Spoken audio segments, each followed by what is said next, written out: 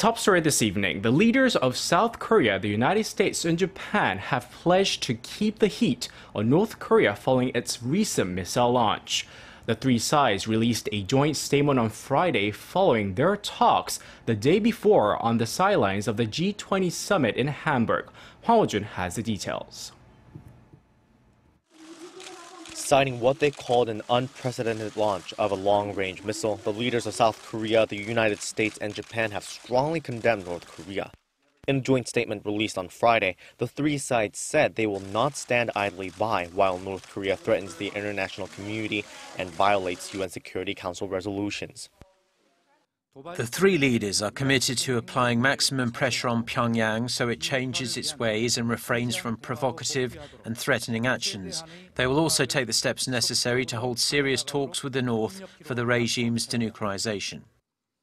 According to the statement, Presidents Moon and Trump and Prime Minister Abe reaffirmed the importance of cooperation to deter North Korea's threats. It said their shared goal is to achieve the complete, verifiable, and irreversible denuclearization of the Korean Peninsula in a peaceful manner.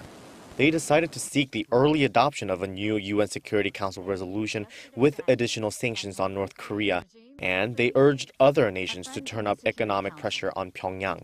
The three leaders especially called on countries bordering North Korea, namely China and Russia, to make further efforts to convince the regime to abandon its threatening and provocative path and immediately take steps to denuclearize. Speaking after the trilateral meeting, South Korea's foreign minister said the three leaders believe North Korea's neighbors can and should do much more to influence the regime. They agreed to make the most of the bilateral and multilateral meetings during the G20 period to get Beijing and Moscow to ratchet up pressure on North Korea.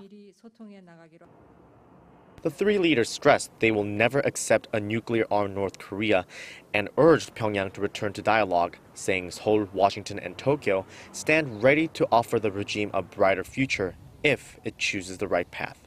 Hwang Ho-jun, Arirang News.